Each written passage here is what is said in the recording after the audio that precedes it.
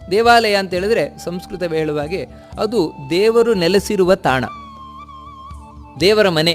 ಒಂದು ರೀತಿ ಹೇಳೋದಾದರೆ ದೇವರ ಮನೆ ದೇವಾಲಯ ಅಂತ ಹೇಳಿದರೆ. ದೇವರು ಎಲ್ಲ ಕಡೆ ಇದ್ದಾನೆ. ಸನಾತನ ಧರ್ಮದ ಪ್ರಕಾರ, ವೈದಿಕ ಧರ್ಮದ ಪ್ರಕಾರ ದೇವರು ಸರ್ವವ್ಯಾಪಿ, ಎಲ್ಲ ಕಡೆ ಇರುವಂಥವನು. ಹಾಗಿದ್ರೆ ದೇವಸ್ಥಾನದಲ್ಲಿ ಮಾತ್ರ ಇದ್ದಾನೆ ಅಂತ ಹೇಳಿದರೆ ಏನಲ್ಲಿ ಕಾರಣ ಏನು ವೈಶಿಷ್ಟ್ಯ ಇದೆ? ಇದನ್ನು ನಾವು ತಿಳ್ಕೊಳ್ಬೇಕಾದದ್ದು. ಹೌದು, ದೇವರು ಎಲ್ಲ ಕಡೆ ಇದ್ದಾನೆ.